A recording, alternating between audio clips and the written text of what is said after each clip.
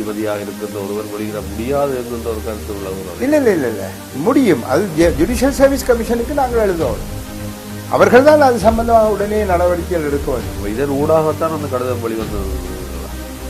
அந்த கடிதம் வெளிவந்தகாரை சில ஆக்கிரமி போன்ற விடயங்களிலும் நீதிபதிகள் தலையிட்டால் இதுதான் நிலைமை என்ற ஒரு விடயத்தை எடுத்து சொல்லியிருக்கிறார்கள் என்பதை எடுத்துக்கொள்ளலாம் முடியும். அதாவது இது சம்பந்தமாக நடவடிக்கைகளிலே ஈடுபடும் போது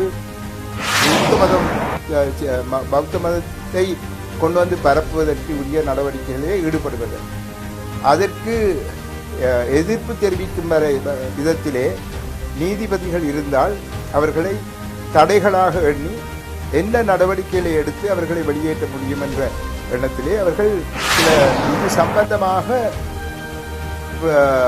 சர்வதேச நீதிமன்றங்களிலே சில விஷயங்களை எடுத்து கூற வேண்டிய அவசியம் ஏற்படலாம். இதிலே அவர் எந்த அளவுக்கு அவர் முன் வந்து அதனை செய்வார் என்று எங்களுக்கு தெரியாது. ஆனால் சர்வதேச நீதிமன்றங்களின் ஊடாக அல்லது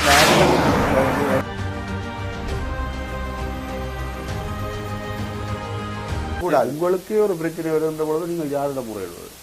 அதனை அவர் அந்த நேரத்திலே வேறு நீதிபதிகளுடன் பேசிக்கொண்டாரோ எனக்கு தெரியாது. இப்போ அந்த நேரத்தில் அவர் என்னுடன் பேசியிருந்தார் என்றால் நான் கட்டாயமாக இதை நான் மேலிடங்களோடு பேசி இதனை நிறுத்துமாறு கூறியிருப்பேன். எனக்கு அது தெரியலை. இவரை நான் கண்டுமில்லை, அவரை பற்றி எனக்கு முன்னுமே தெரியாது. ஆனால் ஒரு காலத்திலே வடகிழக்கு மாகாணத்திலே இருந்த நீதிபதிகள் எல்லாருமே என்னுடைய மாணவர்களாக இருந்தார்கள். மேல் நீதிமன்றமாக இருந்தா என்ன, மாவட்ட நீதிமன்றமாக இருந்தா என்ன, அல்லது ஆரம்ப நீதிமன்றமாக இருந்தால் எல்லாருமே என்னுடைய மாணவர்களாக இருந்தார்கள். ஆகவே அந்த நிலையிலே அவருக்கும் எனக்கு ஒரு தொடர்பில்லாதபடியால் அவரிடமிருந்து எனக்கு எதுவுமே ஒரு தரப்படவில்லை. நீங்கள் யாரிடம் போய் கேட்கிறீர்கள்? அவருக்கு நீதித்துறையிலே அவருடைய சிரேஷ்டர்கள் அல்லது அவருக்கு படிப்பித்தவர்கள் அல்லது ஆசிரியர்கள் யாராவது இருந்திருந்தால் அவர் அது பேசியிருந்தால் அது சம்பந்தமாக அவர்கள் நடவடிக்கை எடுத்திருக்கக்கூடும். ஆனால் இவர் இதை ஜனாதிபதியிடம் முறையிடலாமா? அடுத்த கட்டம் அதுதானே. ஜனாதிபதியிடம் முறையிடலாம். ஆனால் ஒரு எங்களுடைய சட்டத்தின்படி ஜுடிஷியல் சர்வீஸ் கமிஷன், நீதி சேவைகள் ஆணைக்குழு, அவர்களுக்கு கூறி அவர்களுக்கு ஊடாகத்தான் அந்த வேலையை நாங்கள் செய்ய முடியும். ஆகவே எங்களுக்கு இருக்கின்றவர்கள் அந்த நீதி சேவை ஆணைக்குழு தான். அவர்களுக்கிடம் இதை பற்றி அவர் தெரிவித்தாரோ என்று எனக்கு தெரியாது. தெரிவித்திருக்க கூடும், அவர்கள் எதுவும் செய்யாமல் இருந்திருக்க கூடும். அந்த கடிதம் வெளிவந்தது ஒரு சர்ச்சையை கொடுக்கிறது. அதை அவ்வாறு ஒரு நீதிபதியாக இருக்கின்ற ஒருவர் வெளியிட முடியாது என்கின்ற ஒரு கருத்து உள்ளது. இல்லை முடியும். அது ஜுடிஷியல் சர்வீஸ் கமிஷனுக்கு நாங்கள் எழுதுவோம். அவர்கள் தான் அது சம்பந்தமாக உடனே நடவடிக்கைகள் எடுக்க வேண்டும். இதன் ஊடாகத்தான் அந்த கடிதம் வெளிவந்தது. அந்த கடிதம் வெளிவந்ததை பற்றி எனக்கு சரியா தெரியாது. நீங்கள் அந்த கடிதத்தை கண்டீர்களோ எனக்கு தெரியாது. அவர் எப்போ அந்த கடிதத்தை எழுதியிருந்தார், என்ன கேட்டிருந்தார் என்று எங்களுக்கு தெரிய வரும். ஆனால் வழக்கமாக ஒரு நீதிபதி அந்த நீதித்துறையினுடைய அந்த முக்கியமான தலைமை அகம் என்று கூறக்கூடியது நீதி சேவை ஆணைக்குழு. அவர்கள் அதில் தலைவராக இருப்பவர் பிரதம நீதியரசர். ஆகவே அவர்களுக்கு ஊடாகத்தான் இந்த நடவடிக்கைகளிலே நாங்கள் இறங்க வேண்டும். அதனை அவர் செய்தாரோ எனக்கு தெரியாது. நீங்கள் யாரிடம் அவர் முறைப்பாடு செய்கிறார்கள் அதுதான் எங்களுடைய முறையான முறைப்பாடு, அங்குதான் போக வேண்டும். அந்த முறைப்பாட்டை எவ்வாறு செய்தார், எப்பொழுது செய்தார், என்ன கேட்டார், அதை பற்றி எங்களுக்கு ஒன்றும் தெரியாத நிலையில் நான் ஒன்றும் பதில் கூற முடியாத நிலையில். அப்படியாக இருந்தால் இது ஒரு திட்டமிட்டு அரசாங்கம் அவரை அச்சுறுத்தி வெளியிலே அனுப்புவதற்கான சதிவலையை செய்தது என்று கூறுவது அப்படி இல்லை. ஏனென்றால் அவர் நீதி சேவை ஆணைக்குழுவுக்கு எழுதி அவர்கள் அது சம்பந்தமாக இந்த நடவடிக்கையும் எடுக்கவில்லை என்று சொன்னால் அதற்கு அங்கேயே அரசாங்கத்தினுடைய உள்ளிடல் இருந்திருக்கோ என்று நாங்கள் யோசிக்க வேண்டி இருக்கின்றது. ஆனால் திட்டமிட்டு அது என்றெல்லாம் நான் சொல்ல மாட்டேன். இது பௌத்த சிந்தனையிலே சிலர் தமக்கு எதிரான ஒரு தீர்ப்பு வந்துள்ளது, அதை தமிழர் ஒருவர் தந்திருக்கின்றார், இதுக்கு எதிராக நாங்கள் போராட வேண்டும் என்ற சிந்தனையிலே அவர்கள் செய்திருப்பார்களே ஒழிய திட்டமிட்டு இவரை வெளியேற்ற வேண்டும் என்ற எண்ணத்திலே யாரும் செய்திருப்பார்கள் என்று நான் நம்பவில்லை. சரிவளை கப்பால் தையட்டியிலே அமைக்கப்பட்ட பௌத்த விகாரை, நாவக்குழியிலே அமைக்கப்பட்ட பௌத்த விகாரை, நிலாவளியிலே அமைக்கப்பட்டு வருகின்ற பௌத்த விகாரை நில ஆக்கிரமிப்பு போன்ற விடயங்களிலும் நீதிபதிகள் தலையிட்டால் இதுதான் நிலைமை என்கிற ஒரு விடயத்தை எடுத்துச் சொல்லியிருக்கின்றார்கள் என்று எடுத்துக்கொள்ளலாமா? முடியும். அதாவது இது சம்பந்தமாக நடவடிக்கைகளிலே ஈடுபடும் போது நீதிபதிகள் என்ன மாதிரியான ஒரு விதத்திலே நடந்து கொள்கின்றார்கள் என்பது முக்கியம். நீங்கள் சொல்வது அதிலே ஒரு உண்மை இருக்கக்கூடும். ஒரு நீதிபதியை நாங்கள் அச்சுறுத்தினால் வேறு இடங்களிலே நாங்கள் பௌத்த சின்னங்களை அல்லது பௌத்த வணக்கஸ்தலங்களை கட்டும் போது அந்த நீதிபதிகளும் இதை பார்த்துவிட்டு எங்களுக்கு சார்பாகத்தான் தீர்ப்புகளை வழங்குவார்கள் என்ற எண்ணத்திலே அவர்கள் செயற்படக்கூடும். அப்படி இருக்கக்கூடும். ஏனென்றால் இவர்களுக்கு தேவை இப்பொழுது வடகிழக்கு மாகாணங்களிலே மதத்தை ஒரு காரணமாக வைத்து பௌத்த மதமாக்களை இங்க பௌத்த மதத்தை கொண்டு வந்து பரப்புவதற்கு உரிய நடவடிக்கைகளே ஈடுபடுவது, அதற்கு எதிர்ப்பு தெரிவிக்கும் விதத்திலே நீதிபதிகள் இருந்தால் அவர்களை தடைகளாக எண்ணி என்ன நடவடிக்கைகளை எடுத்து அவர்களை வெளியேற்ற முடியும் என்ற எண்ணத்திலே அவர்கள் சில நடவடிக்கைகளில் ஈடுபடக்கூடும் என்றதில் நாங்கள் அதை பிள்ளைன்னு சொல்ல முடியாது. ஒரு தரவின் அடிப்படையிலே 64 நீதிபதிகள் இதுவரை மன உளைச்சலுக்கு உள்ளாகி இருப்பதாக கூறப்படுகிறது. அந்த அடிப்படையில் பார்க்கிறதோடு தற்பொழுது தமிழ் பிரதேசங்களிலும் இருக்கக்கூடிய நீதிபதிகளுக்கு இவ்வாறு இருக்கின்ற பொழுது இங்கிருக்கக்கூடிய நீதிபதிகள் நாட்டை விட்டு வெளிவருகின்ற ஒரு அச்ச சூழ்நிலை உருவாக்கப்பட்டால் இங்கு சிங்கள நீதிபதிகளைத்தான் நியமிக்கும் ஒரு சூழலும் உருவாகும். ஆகவே இந்த நாடு எவ்வாறான நிலைக்கு தள்ளப்படும் என்பது உங்களுடைய நிலைப்பாடு? வடகிழக்கு தள்ளப்படும் தமிழ் பிரதேசம், தமிழ் நீதிபதிகளினுடைய மனோ பலத்தில் எல்லாம் தங்கியிருக்கின்றது. இப்போ நான் என்னை பற்றி கூறுவது பிழையாக இருக்கக்கூடும், ஆனால் நான் நடந்ததைத்தான் கூறுகின்றேன். போலீஸ் பாதுகாப்பிலே வைத்திருந்து அடுத்த நாள் கோர்ட்டுக்கு கொண்டு வார்கள் என்று சொன்னேன். அடுத்த நாள் கோர்ட்டுக்கு கொண்டு வந்தார்கள்.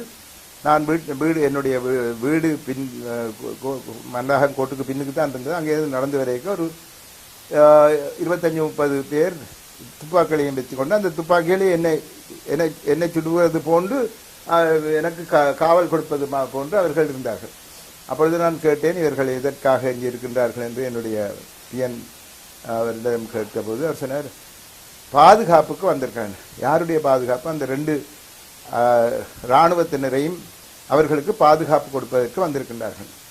அப்பொழுது நான் அவர்களுடைய தலைமை இராணுவ அதிகாரியை கூப்பிட்டேன். அவருடைய பேர் விஜயரத்ன. பிறகு அவர் கொலை செய்யப்பட்டார்.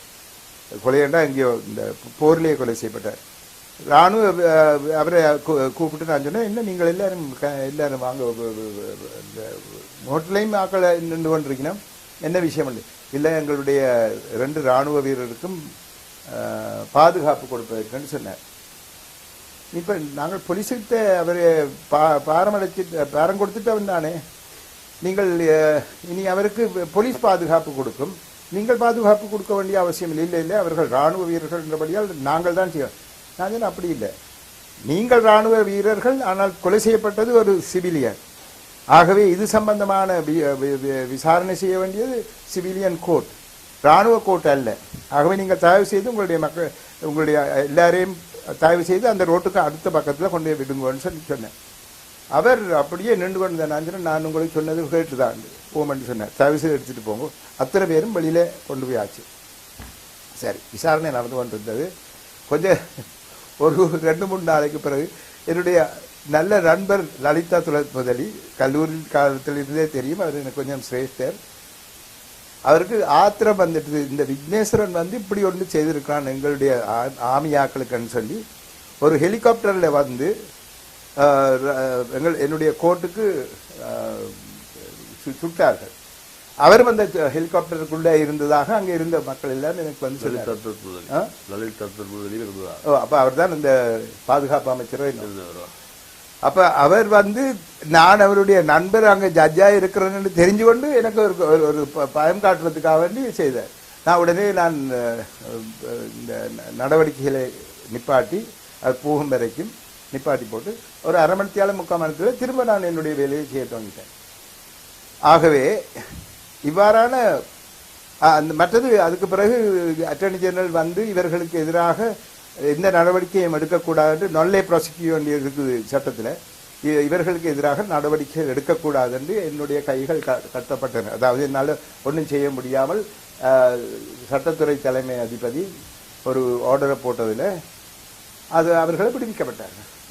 உண்மையில் பார்க்கின்ற பொழுது ஒரு நீதித்துறை சார்ந்தவர்கள் ஒரு நீதிபதிகள் தீர்ப்புகளை வழங்குகின்ற பொழுது அவர்கள் நான் நினைக்கிறேன் ஒரு 10 ஆண்டு காலங்களுக்குள்ளே பல வழக்குகளை சந்திப்பார்கள். பல கிரிமினல்களுக்கு அவர்கள் தீர்ப்புகளை கூடக்கூடும். அவர்கள் கூட அவர்களுக்கு ஏதாவது செய்யக்கூடும்.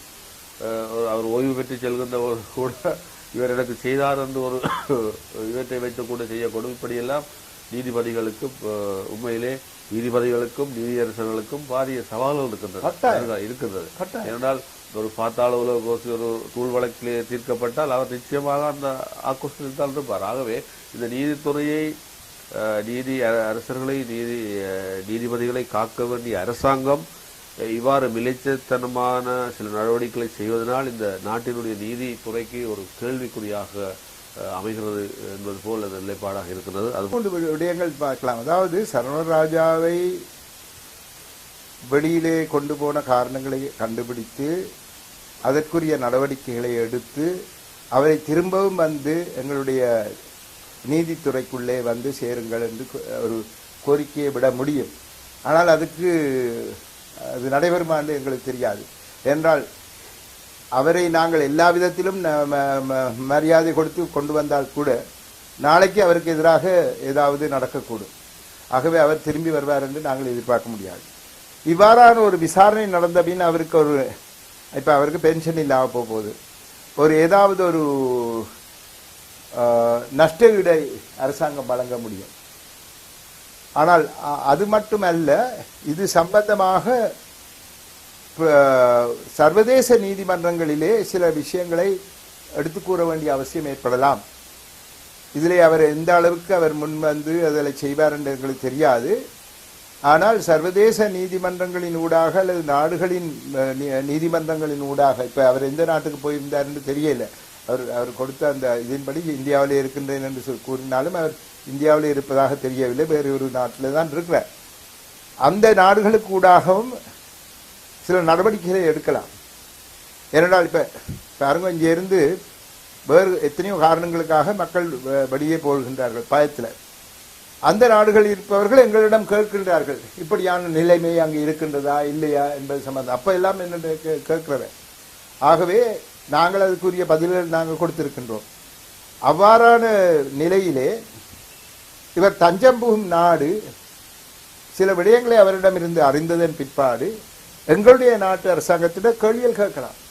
இப்படி நீங்கள் செய்து ஆக்களை உங்களுடைய, அதாவது இப்ப இந்த போர்க்காலம் அல்ல, இது போர் முடிந்த காலம். இந்த நேரத்தில் நீங்கள் இப்படி எல்லாம் செய்து வருங்காலத்தில் இன்னும் நீதிபதிகள் எல்லாரும் நாட்டை விட்டுட்டு எங்கள்கிட்ட வரப்போ இன்னும் போல இருக்கு. ஆகவே இதுக்கு எதிராக நீங்கள் நடவடிக்கை எடுக்க வேண்டும் என்று கேட்கலாம். இவ்வாறான பல நடவடிக்கைகள் நடக்கக்கூடும். ஆனால் இதில் முக்கியமான ஒரு விடயம், அரசாங்கம் எவ்வாறு இதனை பார்க்க போகின்றது என்று. எப்படியாவது தங்களுடைய சிங்கள பெரும்பான்மையினரை அவர்கள் இந்த இராணுவத்தினராக இருந்தா என்ன, புத்த பிக்குகளாக இருந்தா என்ன, பாராளுமன்ற உறுப்பினர்களாக இருந்தால் என்ன, சிங்கள மக்களுக்கு சாதகமாக இந்த விசாரணை நடைபெறுவதாக இருந்தால் பாரதூரமான எதிர் விளைவுகள் கட்டாயம் ஏற்படக்கூடும். இதனையே காரணமாக நாங்கள் வெளிநாடுகளிலே காட்டலாம். பாருங்க, எங்களுடைய மக்களுக்கு இதுதான் நடக்கின்றது. அப்ப நாங்கள் ஒரு சமஷ்டி அரசை கேட்பதற்கு சகல காரணங்களும் இருக்கின்றன என்று. இதே நேரத்திலே இவர் செய்தது பிழை என்றெல்லாம் சொல்லி சிங்கள நீதிபதிகளை கொண்டு வந்து போடவும் கூடிய சந்தர்ப்பங்களும் ஏற்படக்கூடும். சிங்கள நீதிபதிகள் வந்தவுடன் அவர்களுக்கு எதிராக இங்குள்ள மக்கள் ஏதாவது கிளர்ந்திருந்து ஏதாவது செய்ய துவங்கினால் அது வேறு பிரச்சனைகளை ஏற்படுத்தும். ஆகவே இதில் இருந்து பலவிதமான விளைவுகள் ஏற்படக்கூடிய சாத்தியக்கூறுகள் இருக்கின்றன. எல்லாமே அரசாங்கம் எவ்வாறு இதனை பார்த்து நடைமுறைப்படுத்தப் போகின்றது என்பதிலே தான் அமைந்திருக்கின்றது. அதை பார்த்து தான் நாங்கள் எதுவும் கூறலாம்.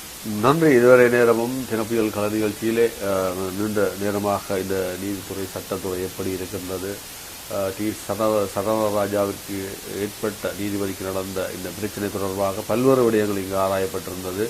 ஆனால் இது ஒரு பௌத்த மயமாக்கல் ஏற்படுத்தப்படுகிறது, அவர்கள் ஒரு பௌத்த திணிப்பை திணிக்கின்றார்கள் என்கிற ஒரு விடயத்தை முன்னாள் நீதிபதியும் முன்னாள் நீதி அரசராக இருந்தவரும் முதலமைச்சராக இருந்தவரும் பாராளுமன்ற உறுப்பினராக இருந்த ஸ்ரீ விக்னேஸ்வரன் ஐயா அவர்கள் இதுவான கருத்தை தெரிவித்திருக்கின்றார். உண்மையிலே இந்த நாடு